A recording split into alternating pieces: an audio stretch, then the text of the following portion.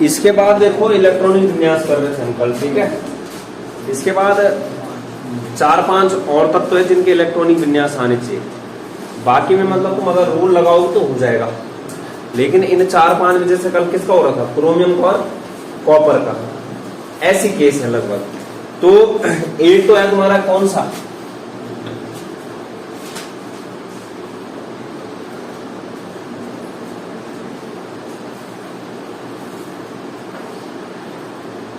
तत्वों के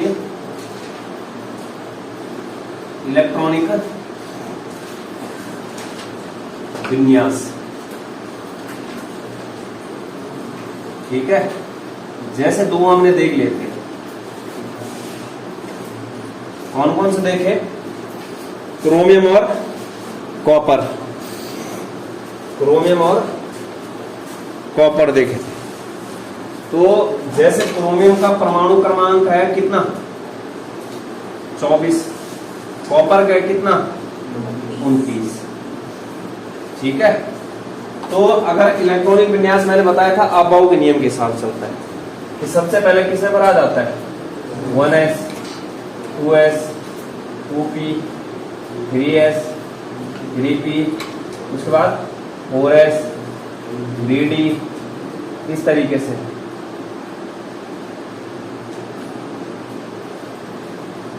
ये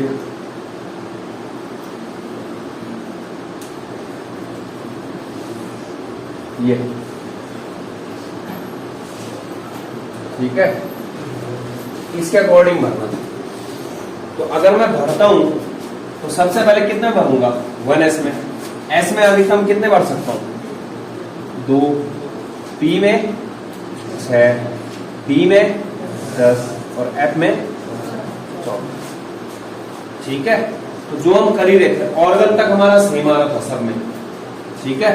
तो सीधे जो है जैसे आ रहा था 1s2 2s2 2p6 3s2 और 3p6, यहां तक सेम आ रहा था। 2 और 2 4 और 6 10 और 2 12 और 6 18। तो 18 किसका परमाणु क्रमांक है, अक्रिय गैस तत्व ऑर्गन का।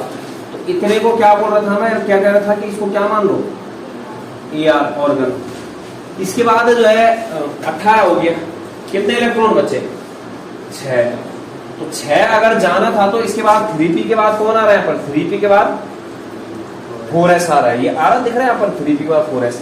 तो 4s में कितने जाने चाहिए थे, 2, अब 20 हो गए। इसके बाद किसकी बारी है, 3d की। तो इस d में कितने बचे अब, 4। लेकिन मैं क्या बोल रहा हूं, ऐसा नहीं होता है, ठीक है। ये ऐसा समझ लो कि एक्सेप्शन वाले केस है तुम्हारे, अपवाद वाले, उनको ध्यान रखना है। जैसे यहाँ पर होगा क्या, 18 तक यहाँ सेम आएगा, उसके बाद 4s लिखना है और 3d लिखना है। यहाँ पर क्या कर रहा था, 1 और यहाँ पर 5, ठीक है। इसके पीछे अभी रीजन दूंगा। इसके बाद जैसे कॉपर का था, AR 4s में कितना आ रहा था, 1 और 3d में 10। इस तरीके से इलेक्ट्रॉनिक विन्यास आ रहा था, ठीक है। अब जैसे और देखो, जैसे तुम्हारा 4D सीरीज से जो द्वितीय संक्रमण श्रेणी है, मॉलिब्डेनम है, कौन सा है, मॉलिब्डेनम MO, परमाणु क्रमांक कितना है, 42 है, परमाणु क्रमांक कितना है, 42। तो यहां पर क्या होगा, इस मॉलिब्डेनम से पहले जो अक्रिय गैस तत्व आता है वो 36 नंबर का आता है, और वो होता है तुम्हारा क्रिप्टॉन। क्या होता है, क्रिप्टॉन। मतलब जैसे मैं अगर लिखूंगा ना मॉलिब्डेनम का, तो सबसे पहले 1s2 आएगा, फिर 2s2, फिर 2p6, फिर 3s2, फिर 3p6, उसके बाद 4s2, उसके बाद 3d10। गिनते हैं, 2 और 2 4 और 6 10 और 2 12 और 6 18 और 2 20 और 10 20 हो गया। इसके बाद देखो 3D के बाद यहाँ कौन आ रहा है, 4p। कौन आ रहा है, 4p। 4p में कितने भरूंगा, 6। कितना हो गया, 36। मैंने क्या बोला, 36 परमाणु क्रमांक है किसका, क्रिप्टॉन का। किसका इतना किसके बराबर है ये, के आर के बराबर। अब 36 आ गए, 42 में से कितने बचे अभी, अरे कितने बचे, 6। तो 6 देखो किस तरीके से भरे जाने थे। यहां देखो, इसके बाद देखो 4p के बाद कौन आ रहा है, 5s, मतलब यहां पर किसने आना था, 5s। कितने जाने थे, 2। 5s में कितना जाना था, 2। और इसके बाद कितने बचे, 4 और बचे। तो इसके बाद 5s के बाद कौन है, 4d। 4d में कितना आएगा, 4। लेकिन ऐसा नहीं होता। सेम कहानी किसके जैसे होगी, इसके जैसे। यहां पर क्या हो जाता है, के आर 5s क्या हो जाएगा, 1 और 4d 5 हो जाएगा। यहां पर d भी 5 आया और यहां पर भी क्या है, ऐसे। ठीक है, ऐसी जैसे मतलब ये वाला सही है, ये वाले सही है, ये वाले। ठीक है, ऐसी जैसे मोलिब्डेनम के बाद पैलेडियम है, क्या है, पैलेडियम, पीडी। पैलेडियम का परमाणु क्रमांक होता है 46। कितना होता है, 46। इतना मैं सेम करूंगा, 36 तक क्या चलना है, सेम। कहने का मतलब 36 तक कौन आएगा, क्रिप्टॉन के आर आएगा। मतलब अगर तुम्हारा जो है, जो परमाणु क्रमांक है, सुन रहे हो, वो क्या है तुम्हारा 36 से ज्यादा है। क्योंकि 36 क्या आता है, 46 के अंदर भी आता है, 36 क्या आता है, 42 के अंदर भी। तो उसको क्या लिख देना, मात्र पहले के आर लिख देना। जैसे यहां पर क्या था, 18 होता था किसका, ऑर्गन का। तो 29 के अंदर भी क्या आ रहा था, 18। और 24 के अंदर भी क्या आ रहा था, 18। अब इसका जब मैं लिखूंगा तो क्या लिखूंगा, पहले के आर हो गया, 36 आगे इसके। इसके बाद कितने बचे, 10। कितने बचे हैं, 10। 4s में कितना जाएगा, 2। और 3d सॉरी 5s हो गया। इसके बाद कौन आ रहा है, 5s। और 4d में कौन जाएगा, कितना बचा, 36 आ गया, 2 आ गया, कितना 38। 46 में से 38 गया, 8। यहां पर क्या होना था, 8। लेकिन ऐसा नहीं, यहां पर क्या हो जाएगा, इसका जो इलेक्ट्रॉनिक विन्यास होगा, के आर 5s हो जाता है 0 और 4d में आ जाता है 10। 5s क्या हो जाता है 0 और 4d में कितने आ जाते हैं, 10।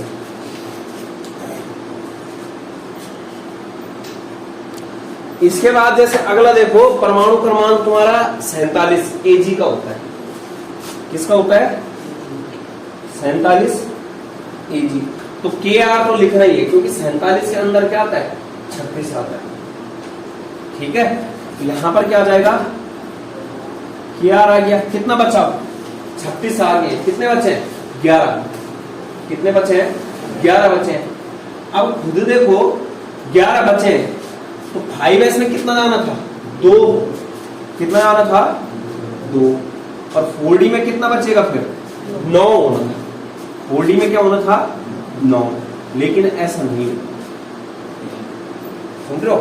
यहां पर क्या हो जाता है, जो के आर है सेम आएगा, 5s में हो जाता है 1 और 4d में कितना हो जाएगा, 10।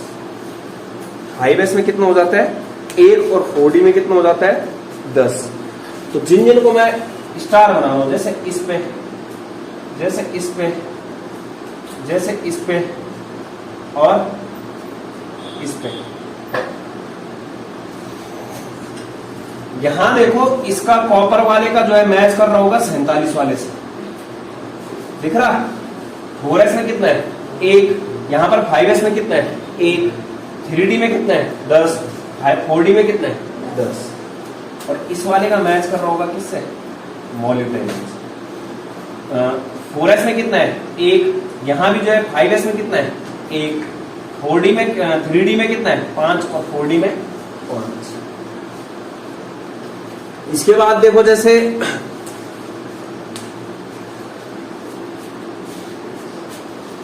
इसको नोट करो पहले,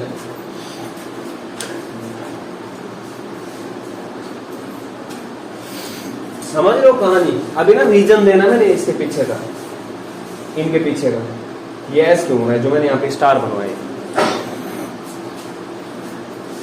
तो तुम ना मतलब यहां पर आप बाओ का नियम नहीं लग रहा है, क्योंकि पहले 5s आया तो 5s में कितने जाते हैं, 2 जाते हैं, लेकिन हम भर कितने रहे, 1। के बाद देखो जैसे प्लेटिनम है, क्या है, प्लेटिनम पीटी, परमाणु क्रमांक होता है कितना, पीटी का होता है 78। तो जो पीटी से पहले जो है तुम्हारा अक्रिय गैस तत्व आता है, वो आता है जिनोन, परमाणु क्रमांक होता है 54। जिनोन का परमाणु क्रमांक कितना होता है, 54 Xe होता है। ठीक है, अब मैं जैसे इसको पूरा ही बना लेता हूं, 5s 5p 5d 5l 6s 6s 6p।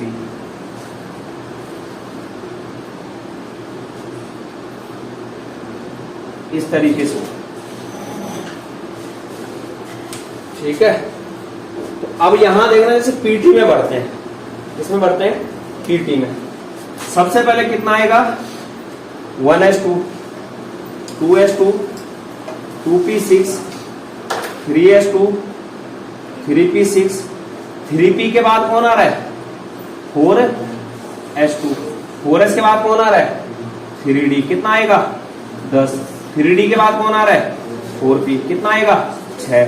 4p के बाद कौन आ रहा है, 5s, कितना आएगा 2।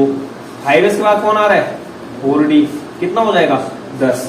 इतना गिनो पहले, 2 और 2 4 और 6 10 और 2 12 और 6 18 और 2 20 और 10 30 और 6 36 36 और 2 38 38 और 10 48। ठीक है, इसके बाद देखो 4d के बाद कौन आ रहा है, 5p, कितना आएगा 6। 48 और 6 54। इसको क्या बोल रहा हूं मैं, क्या बोलोगे, Xe। 54 किसका परमाणु क्रमांक होता है, जिनोन का, Xe का। तो 54 तक मतलब इतने तक जो है सेम आएगा पीटी में। ठीक है, इसके बाद देखो यहां पर जो है 54 आ गई, 78 में से 54 घटा, 78 में से 54, तो ये देखो 54 64 24 बच रहा है, बच रहा 24। तो इसके बाद देखो 5p के बाद कौन आ रहा है, यहां पर 6s। 6s में कितना आएगा, 2 आना था। 6s में कितना आना था, 2। 6s के बाद कौन आ रहा है, 4f। 4f में कितना आना चाहिए, 14। हमारे पास बचे कितने थे, 28 बचे थे। कितने बचे थे, 28। 14 और 2 क्या हो गया, 16। फिर अब कितने बचे हमारे पास, अरे हमारे पास ना टोटल कितने बचे थे, यहां 54 था, 24 बचे, 24। तो यहां देखो 14 और 2 16। अब कितने बचे हमारे पास, 8।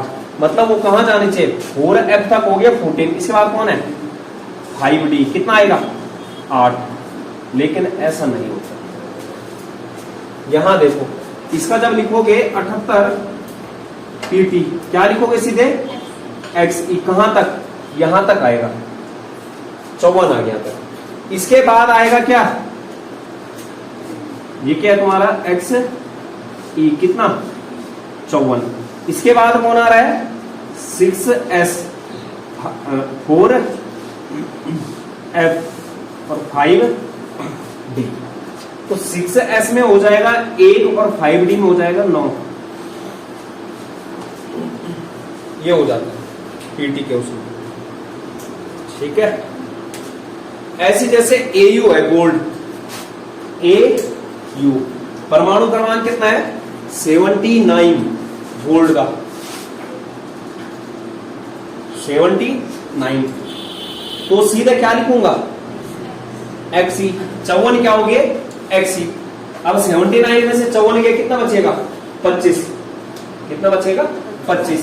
तो किसके पास जाएगा, 6s2 जाएगा, 6s2।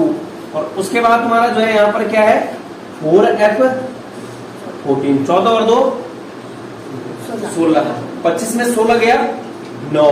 तो जो तुम्हारा 5d है उसके पास क्या आना चाहिए, 9। लेकिन ऐसा नहीं, यहां पर क्या हो जाएगा, जो Au 79 है, वो आएगा XE 6S में हो जाता है 1, 4F में हो जाता है 14 और 5D में कितना हो जाता है 10। ये देखो यहां 4S में 1 और 3D में 10, 5D में कितने आ गए 10। तो ये इलेक्ट्रॉनिक विन्यास जो है याद रखने आनी चाहिए। तो यहां पर देखो ये अलग से लिख दिए मैंने, ठीक है। ध्यान जो शुरुआत के 1 2 3 4 5 जो है इन पर फोकस करना। अब मैं रीजन बताता हूं ऐसे क्यों हो रहा है, ठीक है। जैसे जो है क्रोमियम हो गया, जैसे क्या हो गया chromium, copper, molybdenum, Ag, Au के जो अपवाद इलेक्ट्रॉनिक विन्यास है के अपवाद इलेक्ट्रॉनिक विन्यास का क्या कारण,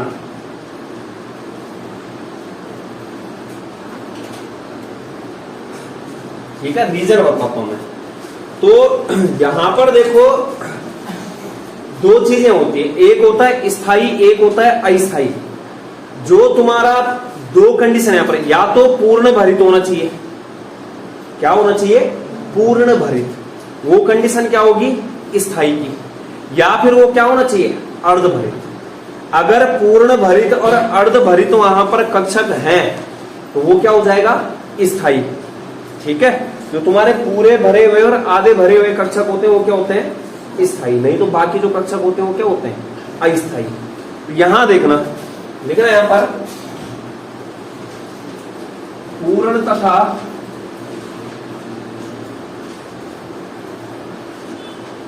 अर्धभरित, पूर्ण तथा अर्धभरित उपकोष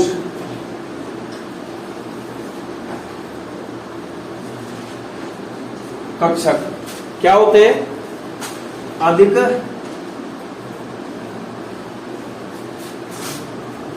स्थायी होते हैं, अधिक स्थायी होते हैं। और जैसे पूर्ण भरित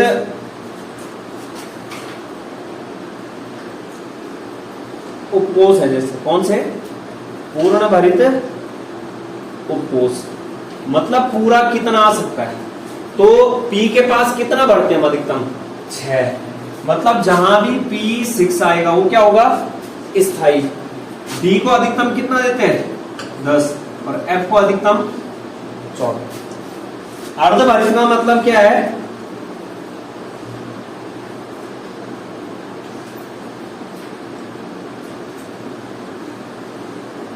आधा होना चाहिए, मतलब जो पूरे का क्या होना चाहिए आधा। डी P के पास 6 तो P के पास क्या होगा 3, D के पास क्या होगा 5 और F के पास 7। तो ये वाली कंडीशन क्या होंगी यहां पर अधिक स्थायी होंगी, क्या होंगी अधिक स्थायी। सुन रहे हो, कहने का मतलब या तो जैसे ना बना रहे हो P है, P पूरा भरा होना चाहिए, मतलब एक बॉक्स में एक कक्षक में कितने इलेक्ट्रॉन भर सकते हैं अधिकतम 2, तो 3 में कितने भरेंगे 6। ये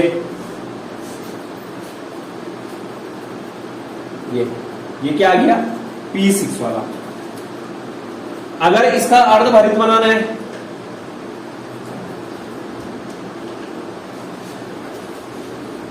आधे भरे होने चाहिए, क्या होने चाहिए तीनों में एक एक होने चाहिए। ये क्या हो गया P3, ये क्या हो गया P3। अगर हमें जो है बनाना है किसी चीज का, जैसे D का, तो D में कितने कक्षक होते हैं 5।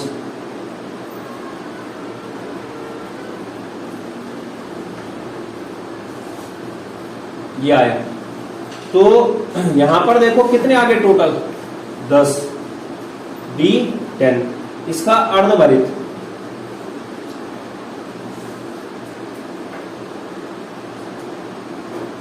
ये आ गया, क्या आ गया D5, ठीक है D5।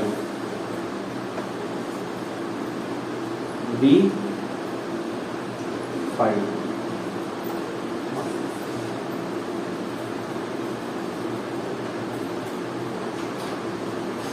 ये आ गया। ठीक है, जैसे F का बनाना है तो F में कितने कक्षक होते हैं? 7।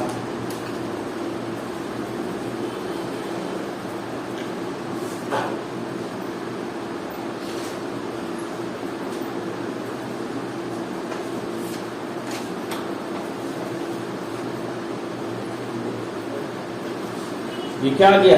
F14 पूरा भरा है, या फिर क्या हो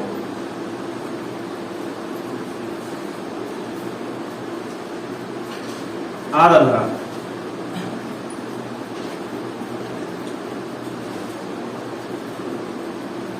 F7।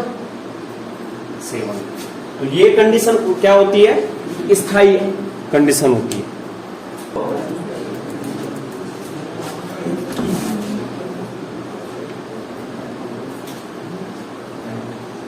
अब देखो मैं उठाता हूं जैसे ऐसे क्रोमियम को, आपबाउ के नियम से क्रोमियम का इलेक्ट्रॉनिक विन्यास। ठीक है, क्रोमियम परमाणु क्रमांक कितना है? 24। क्या लिख रहे हैं हम?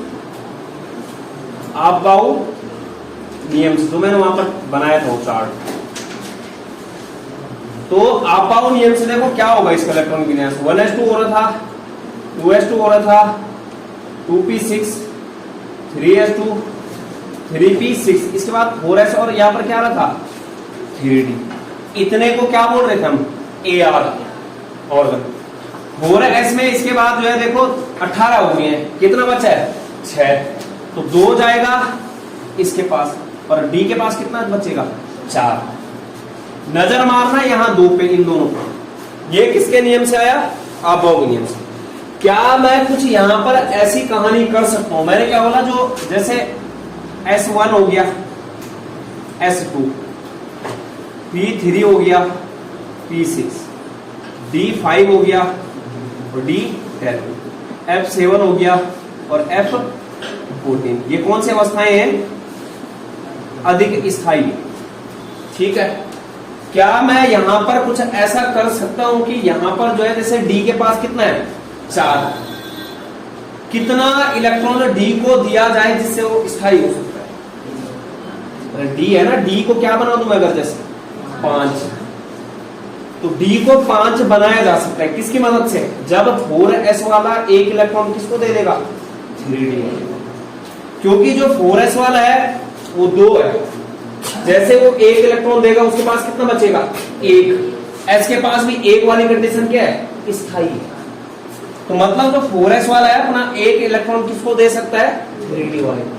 इसके पीछे भी रीजन है, ऐसे नहीं कि ऐसे ही दे देगा। जो 4s और 3d कक्षकों की ऊर्जा होती है लगभग बराबर होती है।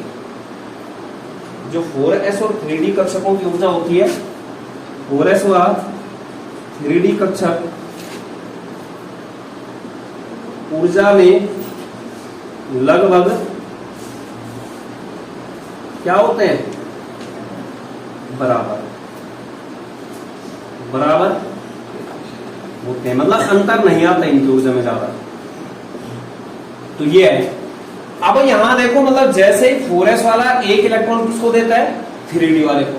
तो क्रोमियम जो 24 है वो क्या हो जाता है? AR कहां तक की कहानी हो गई? यहां तक की। और 4s में कितना बच जाएगा? 1। और 3d में कितना आ जाएगा? 5। मतलब 4s वाले ने जो है 3d वाले को क्या बना दिया? स्थायी बना दिया। वो तो स्थायी रहा ही, लेकिन सामने वाले को क्या बना दिया? स्थायी। तो इस केस में क्या किया? 4s ने एक इलेक्ट्रॉन 3d को दिया। इसलिए यहां पर ना जो ये कहानी होती है कि एक्चुअल में कहानी क्या है कि यहां पर क्या होता है, वो जो तुम्हारा एक इलेक्ट्रॉन जैसे ही D के पास चला जाएगा वो क्या हो जाएगा? अर्धभरित हो जाएगा। और जैसे ही अर्धभरित हो जाएगा इसका मतलब वो क्या हो जाएगी? स्थायी। ऐसे ही हम देखते हैं जैसे कॉपर। ठीक है, इसी तरीके से किसका देखना है? इसी प्रकार किसका? कॉपर 29। पहले आपबाउ के नियम से देखते हैं। किसके नियम से? आपबाउ के नियम से। तो 1s2 होगा, 2s2 होगा, 2p6 होगा, 3s2 होगा, 3p6, 18 हो गए। इसके बाद जो 29 में से 18 गए, कितना बचता है? 11। तो 4s में कितना आना चाहिए? 2, और 3d में 9। इन दोनों पे नजर मारना। 4s और 3d वाले ऊर्जा में क्या है? बराबर। 4s वाला क्या यहाँ पर जो है 3d वाले को स्थायी बना सकता है? जैसे ही 4s वाला एक इलेक्ट्रॉन किसको देगा? 3d को। उसके पास कितने हो जाएंगे? 10। और 10 वाली कंडीशन क्या है? स्थायी। S1 वाली कंडीशन भी क्या है? स्थायी। तो यहाँ पर क्या हो जाता है? ये एक इलेक्ट्रॉन किसको दे देता है? 3d वाले को। तो कहने का मतलब यहाँ पर ऊर्जा में क्या है? दोनों बराबर है, जिसके कारण एक इलेक्ट्रॉन कहाँ जा सकता है? d के पास। और जैसे ही d के पास जाएगा तो यहाँ पर क्या हो जाएगा? Ar 4s1 हो जाएगा, और 3d के पास क्या हो जाएगा? 10। तो ये इलेक्ट्रॉनिक विन्यास गलत होता है। कौन सा? ये क्या है? सही। ये सही। बाकी जो आगे भी लिखे इनमें भी यही चलता है। ठीक है। तो इसलिए जो है यहाँ पर ना ये एक्सेप्शन के उसमें आते हैं, जब पता नहीं होता है कि यहाँ पर जो है पूर्ण भरित अर्ध भरित का कॉन्सेप्ट लगता है, हाफ फील्ड और फुल फील्ड का। तो यहाँ पर क्या 4s जो है 3d को एक इलेक्ट्रॉन दे करके क्या बना रहा है? स्थायी। मतलब जो ये वाला इलेक्ट्रॉनिक विन्यास आ रहा है, ये क्या है? स्थायी है। स्थायी अभिविन्यास। ये वाला भी क्या है? स्थायी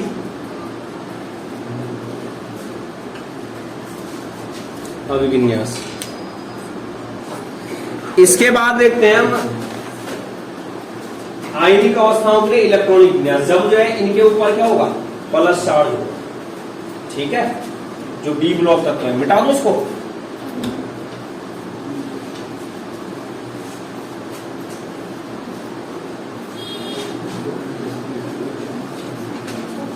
अब देखना, जैसे मेरे पास जो है मेरे को बोलता है कि मेरे को इलेक्ट्रॉनिक विन्यास निकालना है, जैसे Sc3+, दूसरा निकालना है Pi2+, तीसरा निकालना है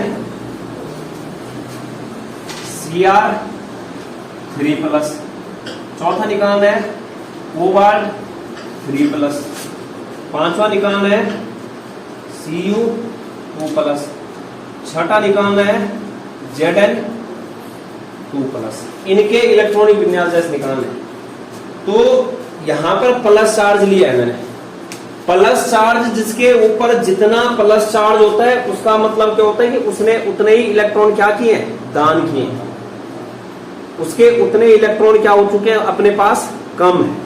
प्लस का मतलब क्या है? जितना प्लस उतने ही इलेक्ट्रॉन दिए, उतने ही इलेक्ट्रॉन दिए। जैसे इसके ऊपर 3 प्लस, तो कितने इलेक्ट्रॉन दे रखे हैं इसने? 3। इसके ऊपर 2 प्लस, कितने इलेक्ट्रॉन दे रखे हैं? 2। इसके ऊपर 3 प्लस, कितने दे रखे हैं? 3। कहने का मतलब जिसके ऊपर जितना प्लस उतने इलेक्ट्रॉन का त्याग किया है उसने। मतलब खुद के पास, उसके पास उतने इलेक्ट्रॉन क्या हो जाएंगे? कम। स्वयं के पास उतने ही इलेक्ट्रॉन कम हो जाएंगे।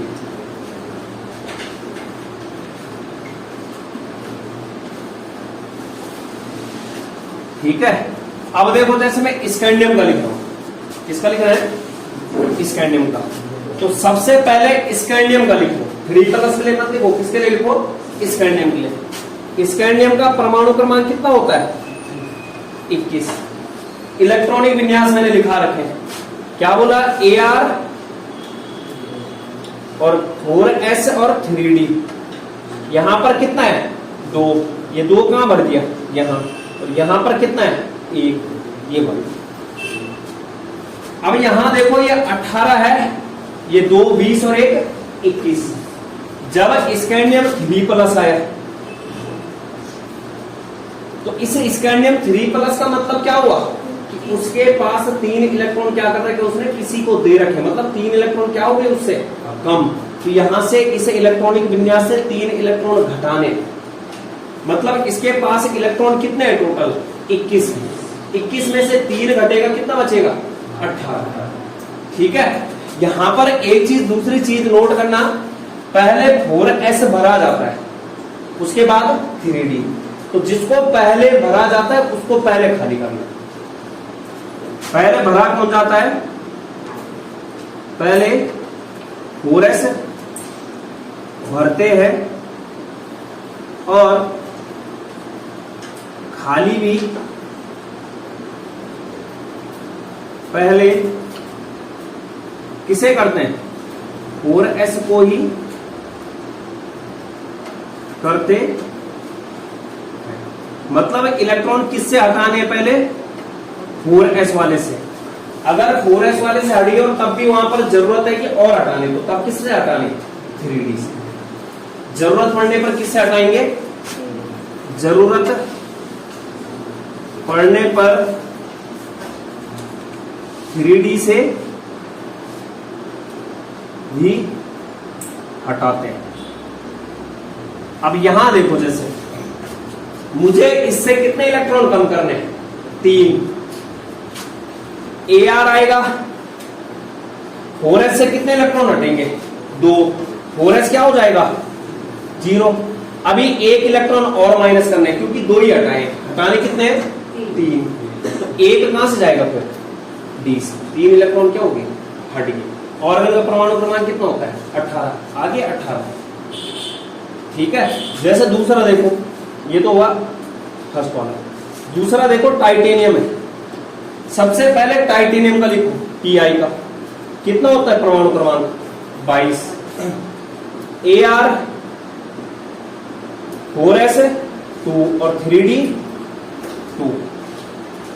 जब Ti 2+ है, इससे Ti 2+ का मतलब क्या है कि इसमें से कितने इलेक्ट्रॉन कम करने 2। अब 2 कहां से कम होंगे, पहले किसको भरा था 4s, तो उसी को क्या करना है खाली। तो पहले जो है यहां पर क्या होगा Ar होगा, 4s से कितने जाएंगे 2 0। अब हमें हटाने कितने थे 2 ही, और 3d क्या हो जाएगा 2, 3d क्या हो जाएगा 2। ये हो गया इसका इलेक्ट्रॉनिक विन्यास, ये आते हैं पेपर में।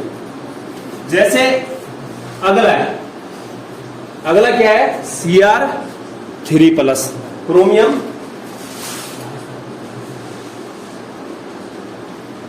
परमाणु क्रमांक कितना होता है 24।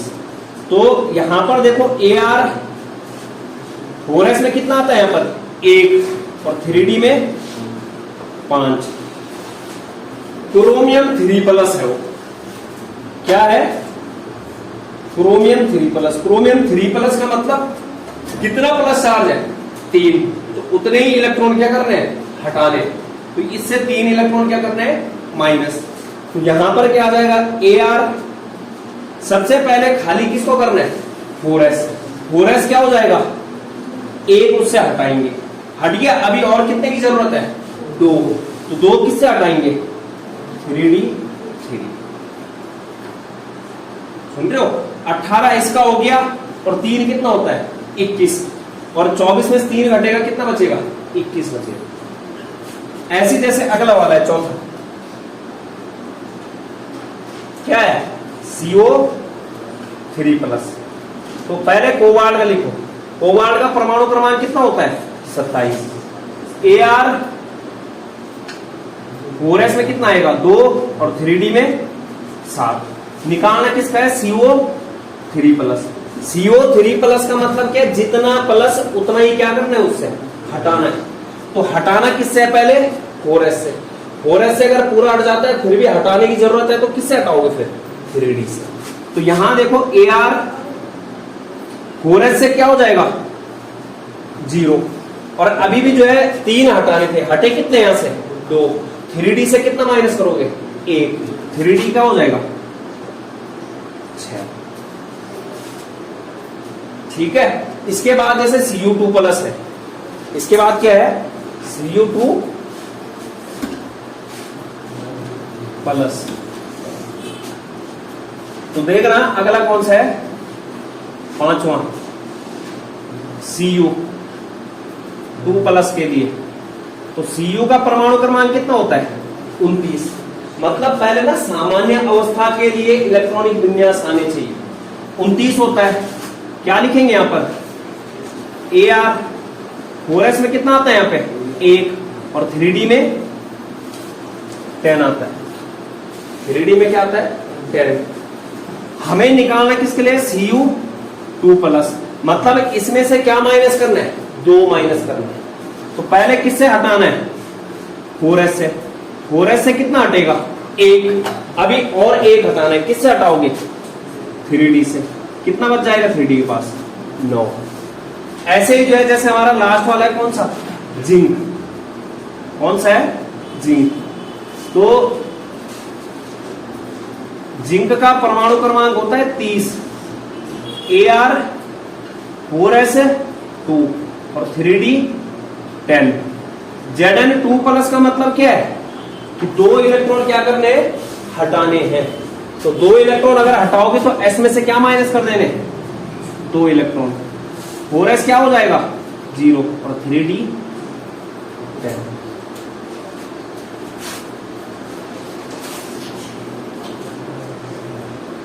इस तरीके का आता है, ये आना ही चाहिए। इसके बाद देखो यहां पर जो है जब मैंने चैप्टर शुरू किया था तो वहां पर संक्रमण तत्व तो लिखाया था, परिभाषा लिखाई थी। मैंने क्या बोला था जो तुम्हारे संक्रमण तत्व होते हैं लिखाया था वहां पर परिभाषा है। एक लाइन पढ़ो तो शुरू में क्या लिखवाई थी,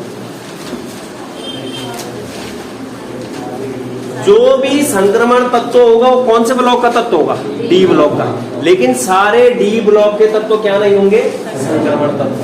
तो आज इस चीज को जानने की बारी भी आ गई।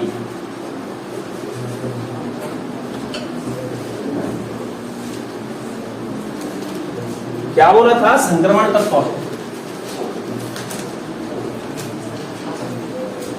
संक्रमण तत्व जो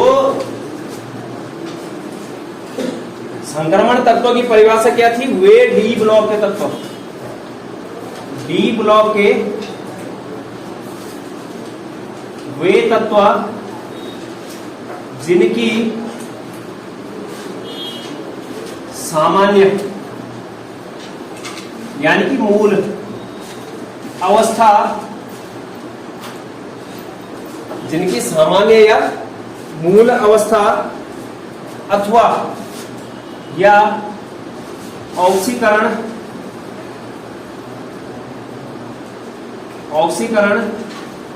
अवस्था में,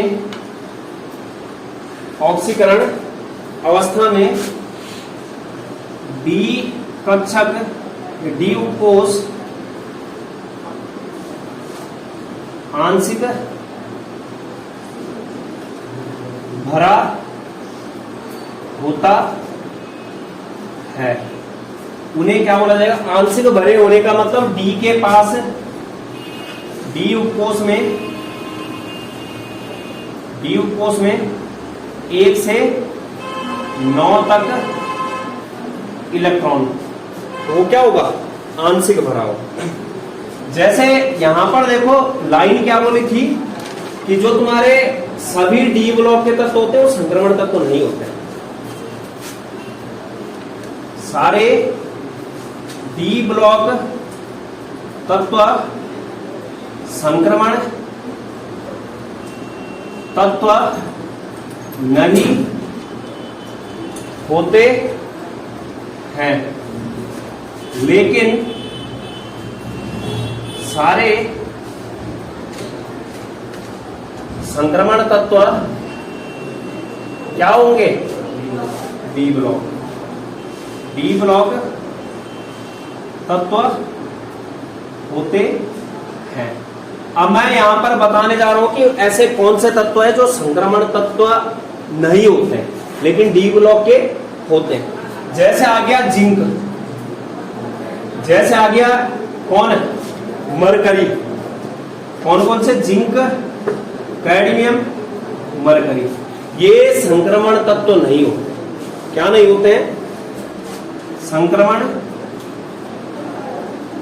तत्व नहीं होते हैं। कारण क्या होता है? क्योंकि संक्रमण तत्व वही तत्व होंगे जिनमें डी उपकोष क्या होगा? आंशिक भरा हुआ। लेकिन यहां पर डी उपकोष क्या होता है तुम्हारा? पूर्ण भरित होता है, क्योंकि इनमें डी कक्षक पूर्ण भरित का मतलब क्या है? डी के पास कितना होता है? 10 पूर्ण भरित होता है। ठीक है, पूर्ण भरित होता है। जैसे मैं जिंक का दिखाता हूं, जिंक के उदाहरण से। जिंक का परमाणु क्रमांक कितना होता है? 30 होता है। अब यहां देखो Ar 4s में कितना होता है? 2 और 3d में 10। अब खुद बताओ यहां पर इसके इलेक्ट्रॉनिक विन्यास में डी के पास कितने इलेक्ट्रॉन आ गए? 10। कैसा हो गया? पूर्ण भरित। क्या ये आंशिक भरित है? नहीं है। ये तो सामान्य अवस्था आ गई। कौन सी अवस्था? सामान्य अवस्था। अगर मैं ऑक्सीकरण अवस्था में देखता हूं तो ऑक्सीकरण अवस्था में जो होता है ये Zn2+ में होता है। Ar 4s से क्या हटेंगे? 2 और 3d क्या बच जाएगा? 10। मैंने ऑक्सीकरण अवस्था में भी देखा डी के पास कितना था? 10 ही। और सामान्य अवस्था में भी क्या था? 10 ही। ऑक्सीकरण अवस्था। तो इसका मतलब यहां पर ये क्या होगा तुम्हारा? ये जो डी कक्षक है ये पूर्ण भरित है। ये डी कक्षक क्या है? पूर्ण भरित। ठीक है। अब जैसे यहां पर देखना, जैसे कॉपर का देखते हैं। किसका? कॉपर। कॉपर का जब इलेक्ट्रॉनिक विन्यास देखोगे वहां पर भी डी के पास कितना आता है? 10। और मैंने उसका नाम नहीं लिखा है। देखा है ना, जैसे कॉपर का इलेक्ट्रॉनिक विन्यास करते हैं तो 3d में कितना आ रहा था? 10। और मैंने होना चाहिए वो संक्रमण तत्व, इस हिसाब से नहीं होना चाहिए। लेकिन यहां देखो, जैसे कॉपर का इलेक्ट्रॉनिक विन्यास होता है, इलेक्ट्रॉनिक परमाणु क्रमांक होता है 29। Ar 4s में कितना होता है? 1 और 3d में 10। जब हम मूल अवस्था सामान्य अवस्था के लिए देख रहे हैं तो ऐसा लग रहा है संक्रमण तत्व तो नहीं होगा कॉपर। लेकिन जब मैं ऑक्सीडेशन स्टेट के लिए निकालता हूं, जैसे कॉपर +2 के लिए, तो Ar होगा 4s से क्या आ जाएगा? 1 इलेक्ट्रॉन। अभी 1 इलेक्ट्रॉन और ले जाना है, 3d क्या हो जाएगा? 9। तो ये देखो ये आंशिक भरित है। 3d के पास कितने इलेक्ट्रॉन आ गए? तो 2 कंडीशन है, या तो मूल अवस्था में जो है होना चाहिए, या फिर दोनों में से कौन सी? ऑक्सीकरण या फिर सामान्य अवस्था में क्या होना चाहिए तुम्हारा?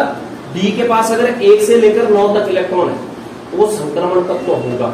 अगर नहीं है तो वो संक्रमण तत्व। जैसे यहाँ पर क्या सामान्य अवस्था में डी भरा था पूर्ण भरित, और ऑक्सीकरण अवस्था में क्या था? डी पूर्ण भरित। लेकिन यहाँ पर तो सामान्य अवस्था में पूर्ण भरित था, लेकिन ऑक्सीकरण अवस्था में आंशिक भरित हो गया। ये क्या है? आंशिक भरा हुआ। आंशिक भरा हुआ। ठीक है। इसका मतलब ये क्या होगा तुम्हारा? संक्रमण तत्व होता है। अब मैं जो बोल रहा था कि सारे संक्रमण तत्व क्या होंगे तुम्हारे? डी ब्लॉक के तत्व होंगे। लेकिन जो सारे डी ब्लॉक, ये क्या है तुम्हारे? डी ब्लॉक के तत्व हैं, लेकिन संक्रमण तत्व में नहीं आ रहे। कारण क्या? इनके डी के क्या है? पूर्ण भरित है। डी के पास क्या है? पूर्ण भरित 10 इलेक्ट्रॉन आ रहे हैं। इसको नोट करो।